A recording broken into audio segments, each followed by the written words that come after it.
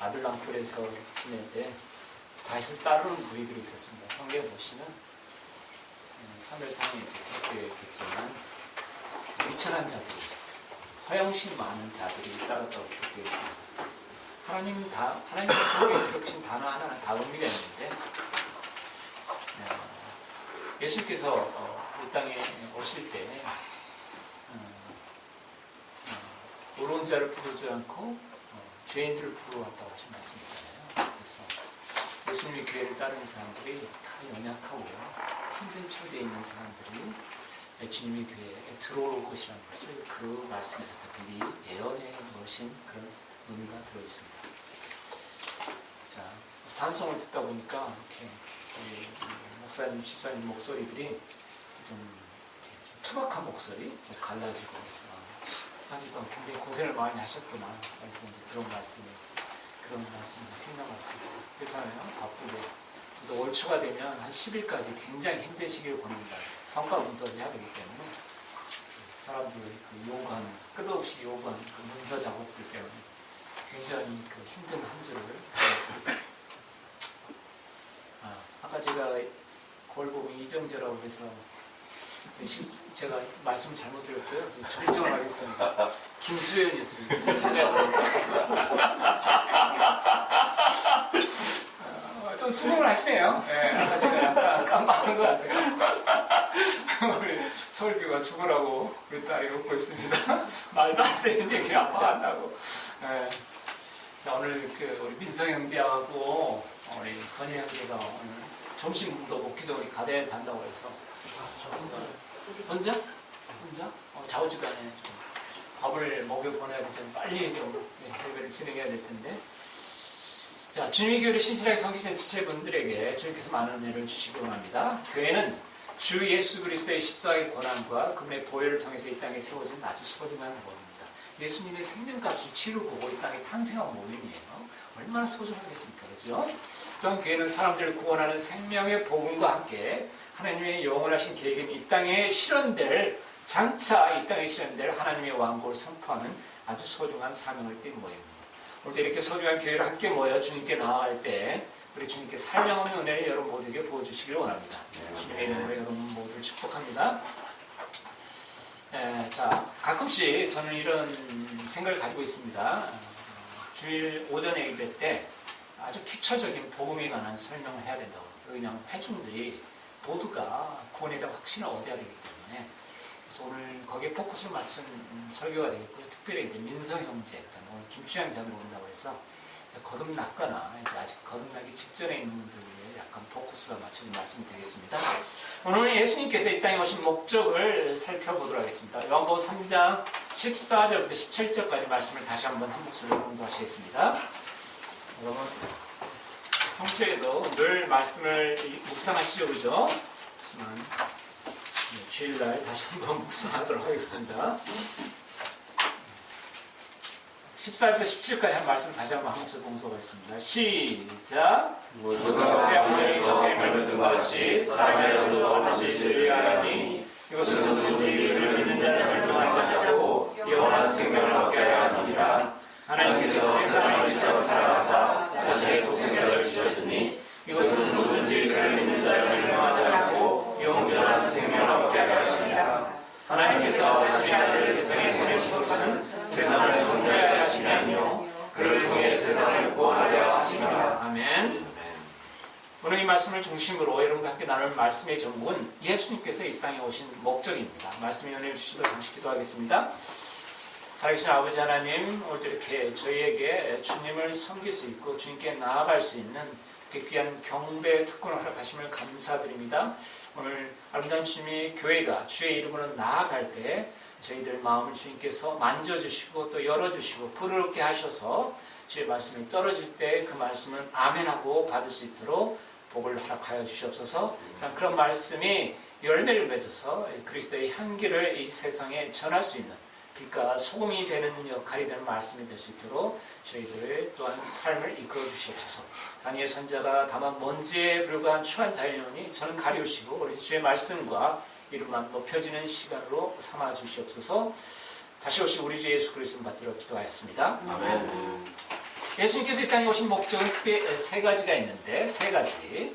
그것은 예수님의 이름을 통해서 우리가 어느 정도 알 수 있습니다. 예수님의 정체성, 즉 속성, 즉 하나님이 어떤 분이신가를 나타내주는 예수님의 full name은 여러분 어떻게 됩니까? 통상 우리 어떻게 얘기합니까? 예수님의 full name을 네, 주 예수 그리스도라고 하죠. 세 부분으로 나눴죠, 그죠? 이제 주 예수 그리스도의 개념을 모르는 사람들이 많아요, 그리스도인들이. 자, 이름이 이렇게 세 부분으로 나눠 있습니다. 첫 번째 나오는 주, 영어로 Lord라는 의미는 주인이라는 뜻입니다. Master. 그래서 성경에 주라는 것은 이제 두 가지, 대문자 주가 있고 소문자 주가 있는데, Master는 주인이라는 뜻이거든요. 자, 주인은, 여러분, 만물의 주인은 누구십니까? 하나님. 하나님을 부를 때도 주라고 하고, 또 노예가, 종이, 자기에게 권위를 행사하는 주인을 부를 때도 주라고 합니다. 그때는 그 주는 소문자 주입니다, 여러분. 자, 이렇게 주라는 의미는 주인이라는 뜻인데 히브리어는 이게 아도나이로 기록되어 있습니다. 아도나이라는 것은 원래 이제 야훼, 여호와, YHWH로 이렇게 대문자로 그들은 기록하고 있는데 이 이름을 이스라엘 백성들은 너무나 하나님을 두려워하고 경외한 나머지 이 이름 직접 못 불렀어요. 옛날에 우리 아버지들 이름 부를 때 여러분 다른 사람들 자기 아버지 부를 때 어떻게 불렀습니까, 여러분? 민성 형제 아버지 함자가 어떻게 되셔? 함자. 이름. 김성자 환자. 성자 환자로 보죠. 그냥 이름 다 부르는 거 아시죠? 왜? 아버지를 존경하는 이름을 담아서 하는 겁니다. 그렇기 때문에 이 히브리인들도 하나님의 이름, 여호와, 이 이름은 여러분 함부로 일컫는 게 아닙니다, 여러분. 하나님의 이름이에요. 하나님께서 전지하시고 전능하시며 하나님의 기원이 어떻게 되는가에 대한 이름을 나타냅니다. 나는 스스로 있는 자라고 표현했는데 저는 어려운 개념이에요. 그래서 하나님의 기원에 대해 담겨진 이름입니다. 그래서 이 이름을 보기만 하면 그 이스라엘 백성들 벌벌 떨었어요. 그래서 그것을 피하기 위해서 대신 칭하는 단어를 만들었는데 그 YHWH에다가 몸을, 히브리어의 몸을 달았을 때 이 발음이 아도나이로 발음이 돼요. 그래서 아도나이라고 불렀습니다. 이것은 이제 헬라에서 로드주, 영어로 로드가 된 거죠. 그래서 이렇게 주라는 뜻은 그래서 주인이라는 뜻입니다. 여러분 만물의 주인이 누구십니까, 여러분? 누구시죠? 만물의 주인이? 하나님이시죠. 그러므로 주라는 것은 하나님을 의미합니다. 다시 창세기 2장 4절에서 7절까지 말씀 한 목소리 공부하시겠습니다. 창세기 2장 4절에서 7절까지 말씀.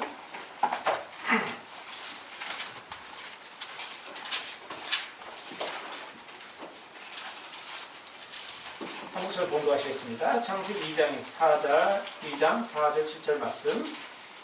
다 찾으셨습니까? 창세기 2장 4절 7절 말씀. 한 목소리 공부하시겠습니다. 시작. 땅과 하늘이 창조될 때 주 하나님께서 그들을 만들고 들의 모든 초목이 땅에 있기 전에 초목을 만들며 들의 모든 채소가 자라기 전에 채소를 만드시사에 하늘과 땅의 생성새들이 이러하니라. 그때 주 하나님께서 땅에 비를 내리게 하셨고 또 땅을 갈 사람도 없었으며 단지 안개만 땅에서 올라와 온 지면을 젖었더라.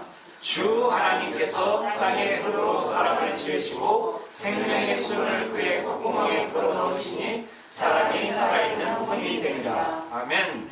주 하나님께서 우주 만물을 창조하시고 또한 사람을 창조하셨다 할 때 주 이퀄 하나님이다 라고 할 때 주 하나님이라고 이렇게 성경은 기록하고 있는 것입니다. 전 주 예수님께서는 우주 만물과 사람을 만드신 창조주이신데 그분이 우주 만물의 주인이시라는 사실을 우리에게 알려주기 위해 이 땅에 오셨습니다. 이게 첫 번째 목적이에요. 자, 주 예수 그리스도, 주 예수님의 풀네임이 이렇게 되어 있는데 세 부분으로 나뉜 이름이 다 이 땅에 오신 목적을 드러내고 있는 것입니다.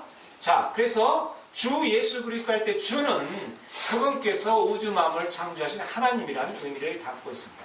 여러분, 이 땅에서 예수님께서 오셔서 그분이 주 하나님이라는 것을 알려주시기 위해 대표적인 기적들을 보여주셨습니다. 자, 사람을 세 명이나 살리셨죠, 그러죠? 누구 살렸습니까, 여러분? 나사로, 나흘만 살리셨고, 그 다음에 야이로의 딸, 그 다음에 나인성 과부의 아들 살리셨죠. 그 다음에 오병이어로 몇천 명을 먹이셨습니까, 여러분? 네, 5천 명. 남자만 5천 명. 아이들과 여자까지 따지면 뭐 10,000명이 되는 순서죠. 빵, 물고기 5개하고, 아니, 물고기 2마리하고 빵 5개가 계속 띄어서 예수님께 주신 거예요. 창조주 하나님이시는 거예요. 그죠? 보여주신 거죠. 그 다음에 갈릴리 바다에 바람과 파도를 꾸짖으셔서 어떻게 되셨습니까? 어떻게 하셨죠? 잔잔케 하셨죠. 우주 만물이 그분께서 만드신 만물의 주인이라는 것을 보여주신 것입니다. 마태복음 8장에 갈릴리 바다를 잔잔케 하신 거, 그 다음에 마태복음 14장에 오병이어 기적이 기록되어 있습니다. 그리고 또한 요한복음 10장 30절에서는 예수님께 직접 선언하십니다. 나와 내 아버지는 하나이니라 라고 말씀하시면서 예수님 자신이 삼위일체 하나님이시라는 것을 명확하게 우리에게 말씀해 주셨습니다. 자, 이처럼 예수님의 풀네임 첫 번째 주라는 것은 예수님께서 만물의 주인이라는 것을 말씀하고 있습니다. 그 다음에 예수님의 풀네임 두 번째 부분 예수라는 이름은 헬라어로 Jesus, 헬라어 발음으로는 이예수인데 이예수, 헬라어도 제인 우리처럼 이렇게 발음 그렇게 해요. 우리 에루살렘이라고 표현하죠. 근데 영어는 어떻게 돼요? 영어로 에루살렘이? 제루살렘. 그렇죠? 그 다음에 뭐 여고니 하면 제코니아죠. 여고니아 왕이. 그 다음에 우리 저기 뭡니까? 눈물의 대언자 누구죠? 눈물의 대언자 하면 에레미야 이름 제레미야죠. 마찬가지로 헬라어 발음을 J를 E로 발음하기 때문에 우리도 이제 예수님을 발음한 거예요. 헬라어는 이예수라고 발음한다고 합니다. 그래서 헬라어 지저스인데 이것은 히브리어로 구원자를 뜻하는, 히브리어로 구원자를 뜻하는 게 뭡니까 여러분? 구원자 뜻하는 게 뭐예요? 자, 가나안 땅에서 가나안 땅으로 모세와 족보한 다음에 모세 후계자가 된 사람이 누굽니까 여러분? 여호수아. 제호수아가 구원자라는 뜻입니다. 그래서 신명기 보시면 신명기인가요? 그래서 예수라는 이름이 나와요. 근데 그 예수는 예수님을 의미하는 게 아니라 여호수아를 이스라엘 백성을 가나안 땅으로 인도한 여호수아를 의미하는 거예요. 여호수아가 예수예요. 히브리어를 구원자할 때는 여호수아에 해당하는 단어가 예수라는 단어입니다. 이것은 예수님께서 죄인들을 구원하시러 이 땅에 오셨다는 의미를 담고 있습니다. 구원하다는 뜻을 가지고 있어요. 그래서 예수님께서 죄인들을 구원하시러 이 땅에 오셨다는 사실을 알려주시는 그런 단어이고 그 단어 속에 이런 의미가 들어있습니다. 자, 주 예수라는 의미를 아셨죠? 그 다음에 자, 죄인들을 구원하러 이 땅에 오신 목적은, 여기 죄인들을 구원하신 오신 두 번째 목적은 요한복음 3장 17절에 명확하게 나와 있죠. 우리 아까 봉독한 말씀입니다. 그죠? 3장 17절 말씀. 하나님께서 자신의 아들을 세상에 보내신 것은 세상을 정죄하려 하심이 아니요 그를 통해 세상을 구원하려 하심이라. 이처럼 예수라는 이름 속에는 구원자라는 의미를 담고 있는 것입니다. 자, 예수님의 풀네임 세 번째 부분은 무엇입니까 여러분? 세 번째 부분은 무엇이죠? 그리스도입니다. 그리스도. 네, 그리스도라는 이름이 헬라어로 이제 크라이스트인데 이것은 히브리어로 메시아에 해당되는 단어입니다. 요한복음 1장과 요한복음 4장 보면 그리스도 곧 메시아 곧 그리스도란 분이 오실 줄 내가 아나이다. 그 우물가의 여인이 요한복음 4장에 나오면 사마리아 여인들이 이렇게 얘기하죠. 그래서 이 크라이스트라는 그리스도라는 것은 히브리어는 메시아에 해당하는 단어입니다. 그 뜻은 여러분 제가 몇 번 말씀드린 거예요. 그 뜻은 무엇입니까? 그리스도라는 뜻은 의미는 뭡니까? 네, 기름 부음을 받은 자라는 의미를 담고 있습니다. 즉 왕을 의미하고 있습니다. 왕은 즉 기름 부음을 받은 자는 구약 성경을 살펴보면 세 직분을 가진 사람들이 기름 부음을 받았습니다. 한 사람은 대언자, 선지자, 그리고 제사장, 왕이 기름 부음을 받았는데 사울과 다윗 왕이 사무엘상 보면 기름 부음 장면을 알 수 있죠. 그 다음에 제사장으로서는 레위, 아론이 이제 기름 부음을 받았고요. 그다음 대언자는 우리 엘리사가 엘리야로부터 기름 부음을 받은 장면을 여러분께서 확인할 수 있습니다. 즉 이 세 가지 의미가 있는데, 기름 부음을 받은 사람들 세 가지 직분에 있는 사람 기름을 받는데, 특별히 그리스도라는 의미는 예수 그리스도 할 때 그리스도는 왕이라는 의미가 많이 담겨 있습니다. 다 같이 요한복음 18장 36절, 37절 말씀 한 목소리 공부하셨습니다. 요한복음 18장.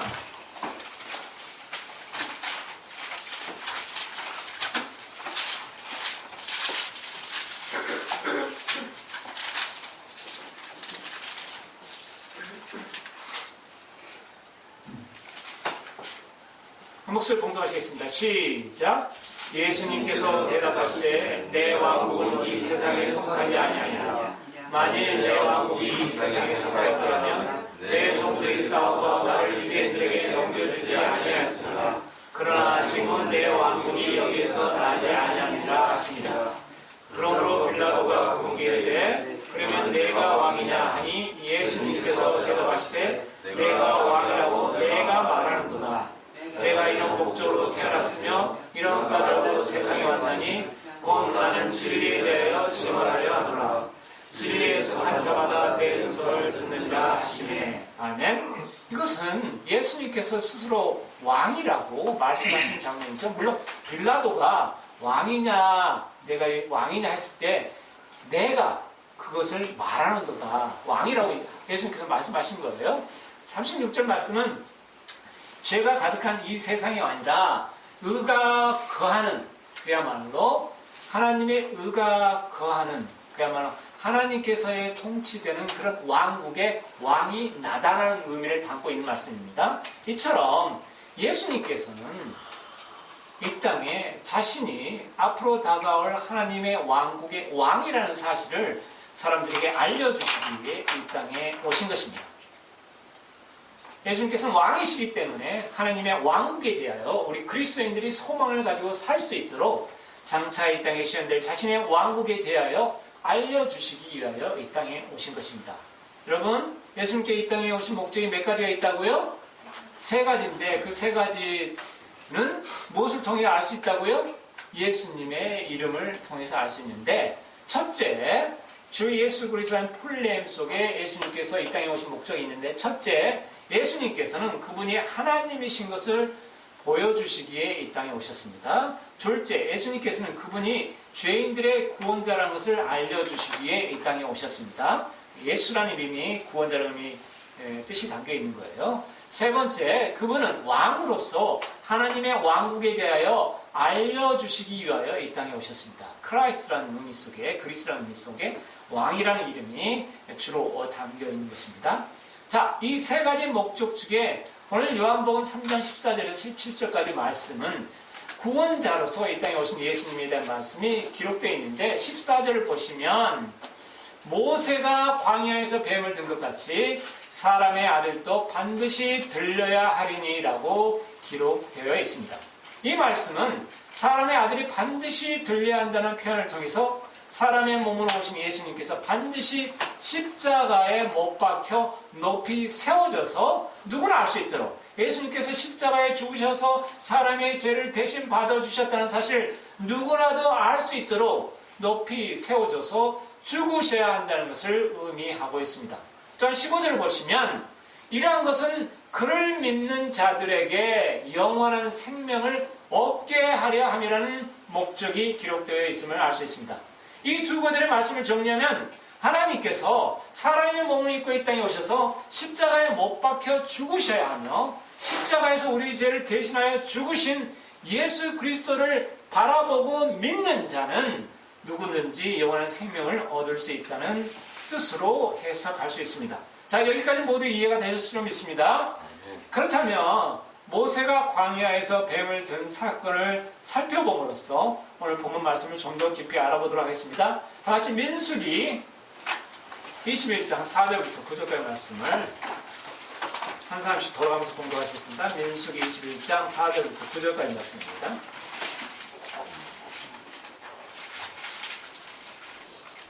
민수기 21장 산출 레민신조 레기 다음에 있죠.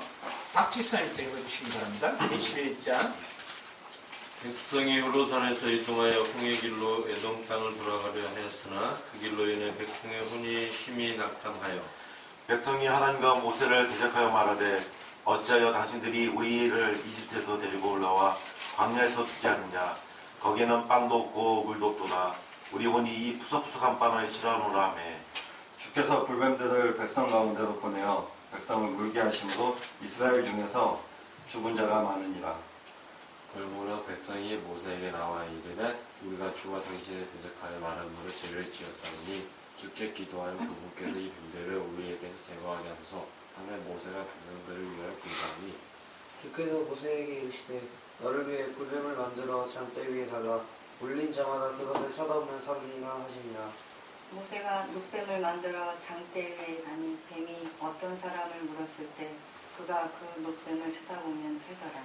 아멘. 자, 민수기는 이스라엘 백성이 광야에 있을 때 일어난 사건을 기록한 책입니다.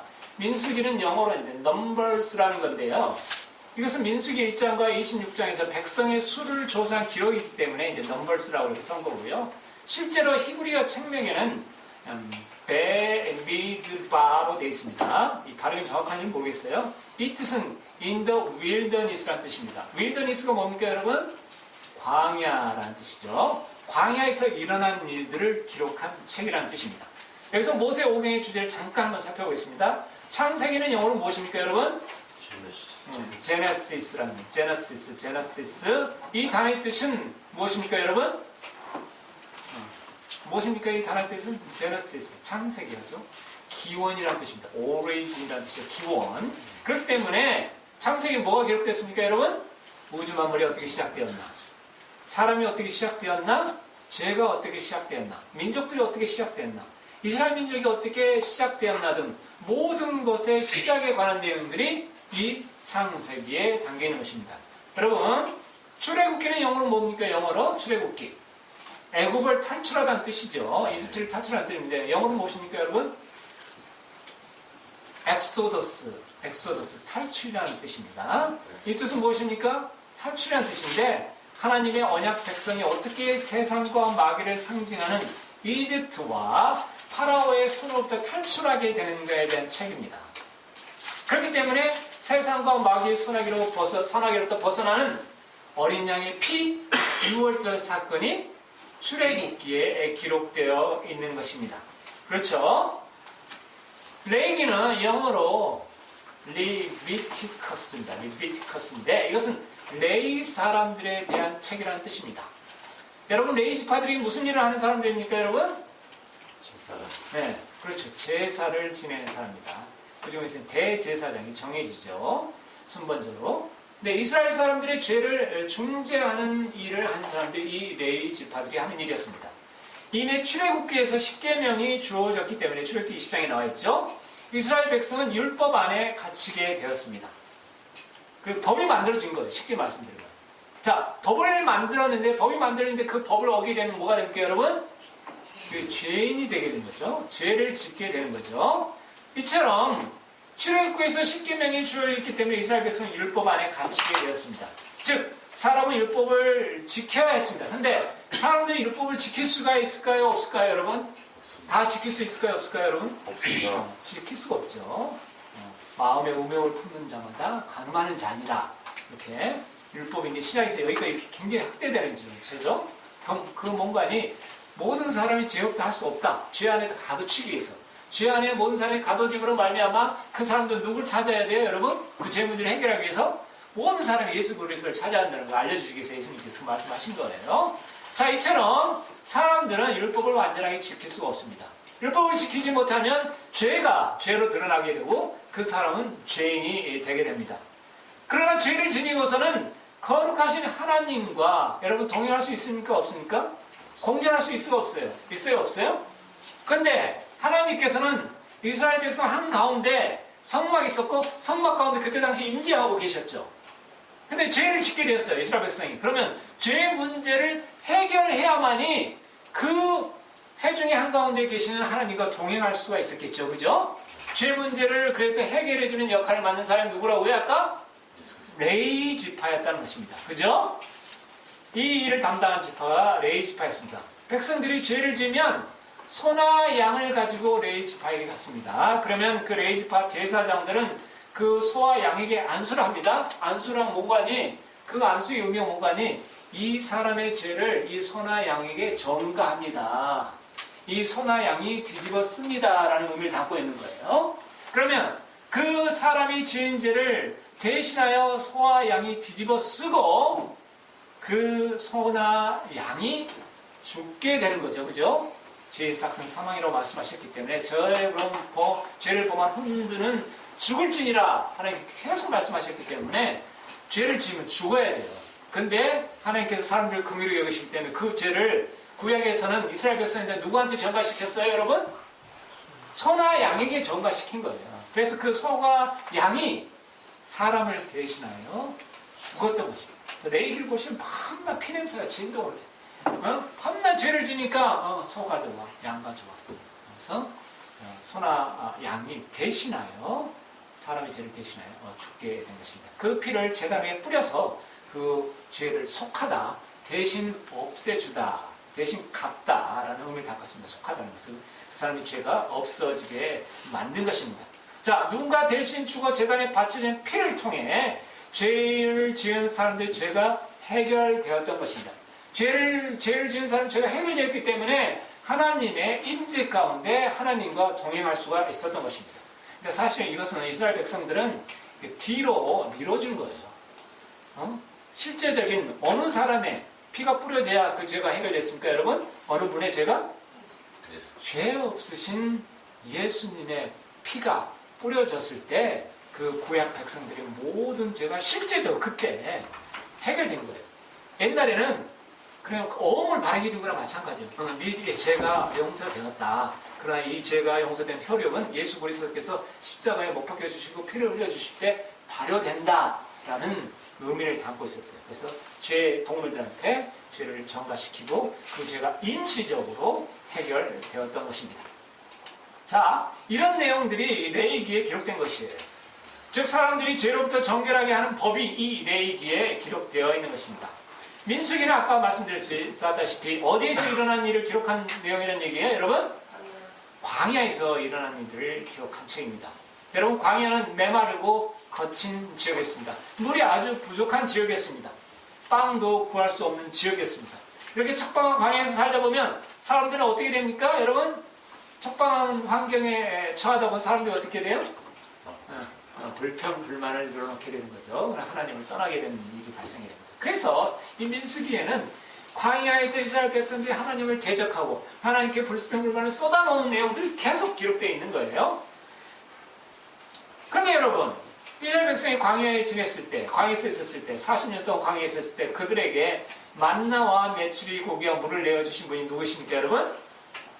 네, 하나님이셨죠. 하나님께서 자신의 백성들을 먹이시고 입히시고 기르신다는 사실을 전적으로 신뢰하는 법을 배우는 것이 바로 광야였던 것입니다. 눈에는 척박한 땅밖에 안 보였던 거예요. 물도 없었고 빵도 없는, 농사를 지을 수도 없는 메마른 광야였어요. 근데 그 믿음을 가지고 하나님의 언약 말씀을 따르기만 하면 하나님께서 아무 걱정 없이 먹고 살 수 있도록 만나와 메추라기 보내주시고 반석에서 물을 내주시고 또한 심지어 그들의 옷과 신발이 닿지 않도록, 여러분 40년 동안 옷과 신발이 닿지 않았어요. 놀라운 기적을 보여주셨습니다. 그럼에도 불구하고 이스라엘 백성들은 늘 하나님께 반역하였습니다. 이상하죠? 우리랑 또 비슷한 점이 많이 있어요. 우리 자신을 돌아볼 때 늘 먹이시고 기르시지만 매일 주님께서 뭘 주실까?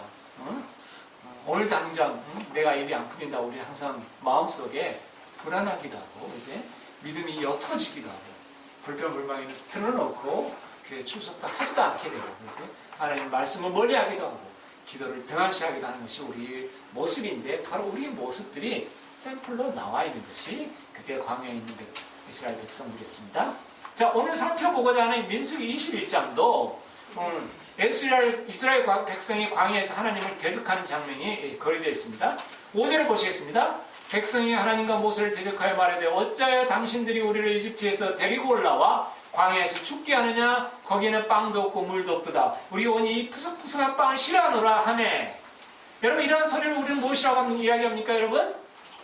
불평뿐만 또한 다른 말로 표현하면 배부른 소리라고 하죠. 하나님께서 다 먹여주시고 입혀주셨는데, 자, 하나님께서 만나도 주셨고 메추리 고기도 주셨고 물도 주셨습니다. 또한 기적적으로 옷과 신발을 닳지 않게 하셨습니다. 그런데 이스라엘 백성은 이렇게 불평을 늘어놓았던 것입니다. 거기에는 빵도 없고 물도 없도다. 이것은 자기들을 먹이시는 하나님을 명백하게 대적하는 말입니다. 또한 사실과 전혀 다른 거짓말이기도 하였습니다. 그래서 양심이 좀 찔렸는지 그들은 이렇게 덧붙입니다. 우리 혼이 이 푸석푸석한 빵을 싫어하노라. 우리도 가끔은 우리가 처한 인생에 대해 불평의 마음을 늘어놓을 때가 있습니다. 그럴 때 마음의 한켠에서는 좀 마음이 찔리는 마음이 있죠. 그렇죠? 불평해놓고 저의 주님을 등한시해놓고 좀 돌아서면 마음이 찔리는 때가 있죠. 이스라엘 백성도 그와 같은 마음이었을 것입니다. 그러나 결정적으로 이스라엘 백성이 하나님을 진노케 한 표현이 있었습니다. 이 표현 중에 어떤 표현이 하나님을 결정적으로 진노케 했다고 여러분 생각하십니까? 어떤 표현이었을까요, 여러분? 4절에서 9절까지 말씀 중에 결정적으로 하나님을 진노케 한 말씀이 있었습니다.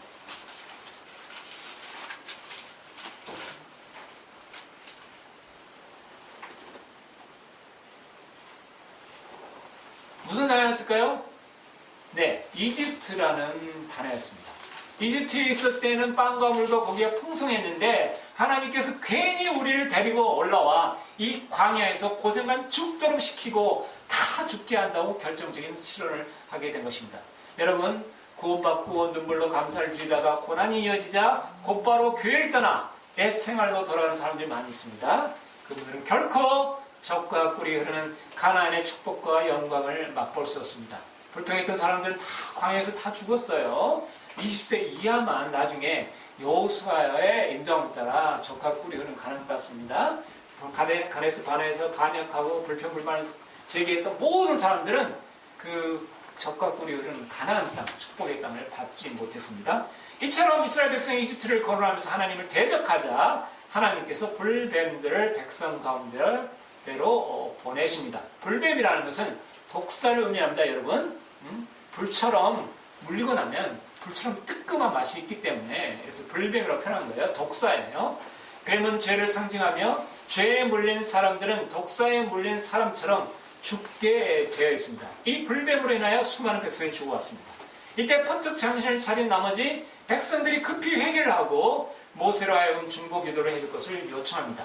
모세가 하나님께 기도하자 하나님께서 뱀에 물린 자들이 살 수 있는 방법을 알려주셨습니다. 그런데 하나님의 해결책은 다소 특이한 것이었습니다. 어떤 것이었습니까, 여러분?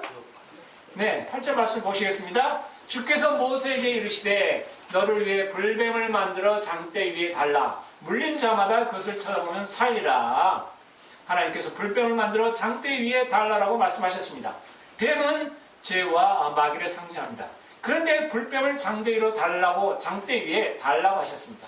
불뱀을 장대 위에 달려면 자 무엇이 필요하겠습니까? 그 노수로 만든 건데 여러분 그 노수로 만든 불뱀을 장대 위에 달라면 뭐가 필요했겠어요, 여러분? 못이 필요했겠죠. 못으로 불뱀을 장대 위에 박았겠죠. 그래서 모세가 하나님 말씀에 따라 노수로 불뱀을 만들었습니다. 그리고 9절을 보시겠습니다.